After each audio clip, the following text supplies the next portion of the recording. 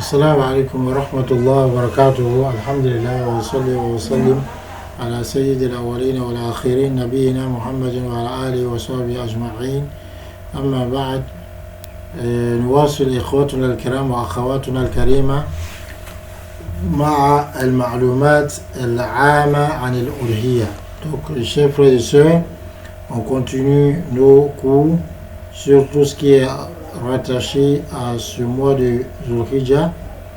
Alors on dit Ma'lumatun 'ama an al-udhiyya, c'est-à-dire connaissance générale sur al-udhiyya, c'est-à-dire l'immolation de la bête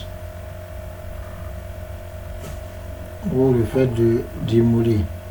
Mal maqsoud bi mustalah udhiyya shar'an, هي اسم لما يصبح تقربا إلى الله تعالى في وقت مخصوص بشرائط مخصوصة. Alors, quand on dit udhiyya, qu'est-ce qui est voulu par cette terminologie dans la charia? Cette terminologie dans la charia, c'est en fait un nom donné à ce qu'on immole pour se rapprocher d'Allah dans un moment spécifique avec des conditions spécifiques. Donc, la bête qu'on immole pour se rapprocher d'Allah subhanahu wa ta'ala durant un moment spécifique et avec des conditions spécifiques, c'est ce qu'on appelle udhiyya. Donc ce moment spécifique, donc c'est à partir du 10e jour de Zulhijjah et 3 jours après, et avec des conditions spécifiques, par exemple conditions que doit remplir celui qui immole, la bête même qu'on immole, le moment où on immole, tout ça. Ensuite, mal mufradat al-ukhra allati yumkinu itlaquha ala hadhihi al-bahima yumkinu wasfuha bi idhiyya, udhiyya, duhiyya, adhat. Alors, comment on peut appeler cette bête dont on immole pour se rapprocher d'Allah durant ce moment? On peut l'appeler udhiyya, udhiyya, duhiyya, adha. Adha avec un ta ou marbout à la fin. Donc c'est la différente appellation de l'udhiyya ou certaines différentes appellations. Mad dalilu ala mashru'iyyati al-udhiyya. Dalilu qawlu ta'ala fasalli li rabbika wanhar. Quelle est la preuve sur le caractère légiféré de l'udhiyya, c'est-à-dire la bête qu'on immole? La preuve, c'est la parole d'Allah, fasalli li rabbika wanhar, et prie donc pour ton Seigneur et immole. هل يقال للأضحية نسك؟ نعم، قال تعالى قل إن صلاتي ونسكي ومحياي ومماتي لله رب العالمين. Est-ce que le udhiyya, cette bête qu'on immole, c'est une bête qu'on peut appeler nusuk, c'est-à-dire un acte de dévotion? Oui.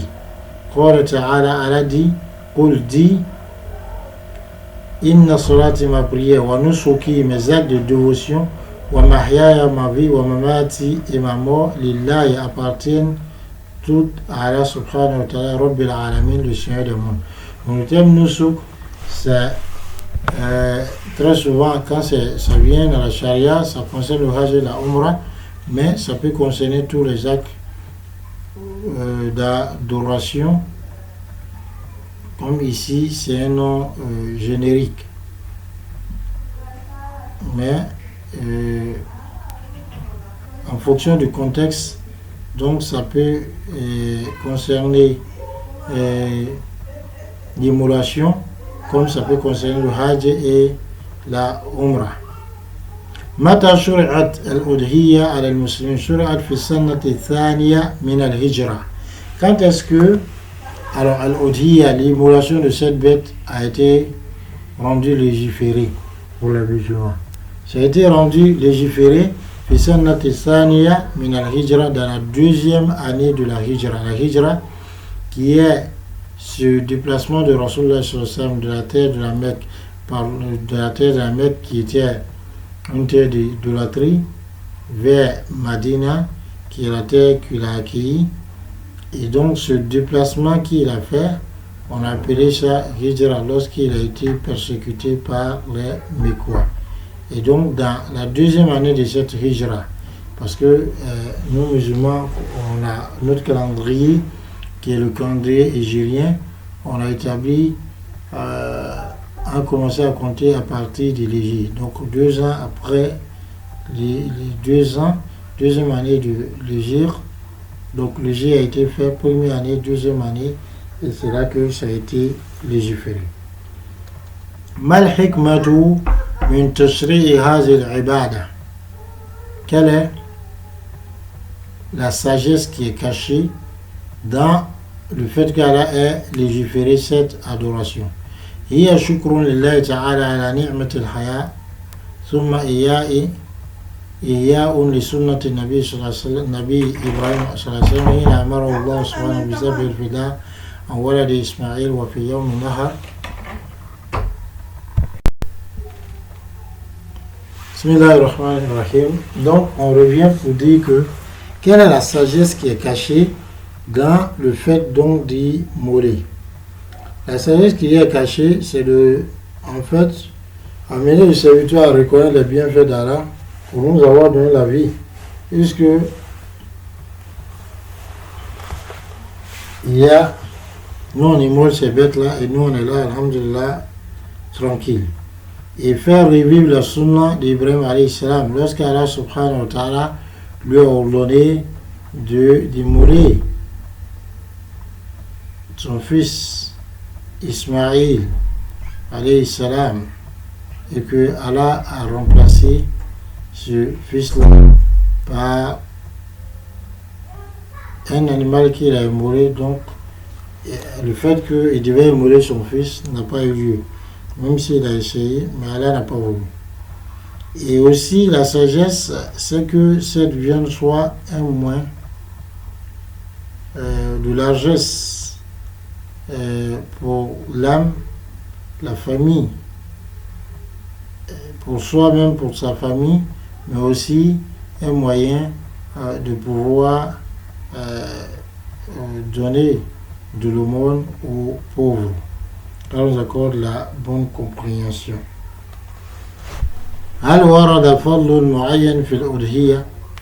Est-ce que un hadith, un mérite spécifique a été rapporté au sujet de l'Udhiyya, cette immolation qu'on fait? عن عائشة رضي الله عنها قالت قال رسول الله صلى الله عليه وسلم ما عمل ابن آدم يوم النحر أحب إلى الله من إراق الدم وإنه ليؤتى يوم القيامة بقرونها وأشعارها وأزلافها وإن الدم ليقع من الله بمكان قبل أن يقع بالأرض فطيبوا بها نفسا. رواه الترمذي وابن ماجه وقال الألباني في تحقيق مشكاة المصابيح صحيح. Dans le hadith, d'après Aïcha radhiyallahu anha, elle dit que le prophète a dit: le fils d'Adam n'a pas accompli un acte le jour de l'immolation qui est plus aimé d'Allah comme le fait de verser du sang. Verser du sang, pas aller tuer un homme, mais cette immolation qu'on fait pour Allah, c'est pas aussi pour tuer pour les dînes.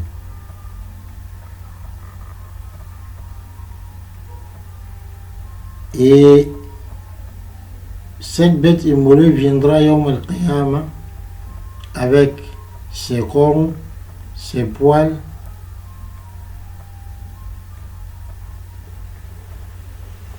ses sabots, et le sang sera versé ou va toucher à un endroit auprès d'Allah avant donc qu'il ne touche ou il ne tombe sur la terre. Et donc Rasulullah sallallahu alayhi wa sallam nous demande, c'est-à-dire lorsqu'on doit immoler, de le faire vraiment avec fierté, avec aisance. Voilà, c'est ça le sens du hadith.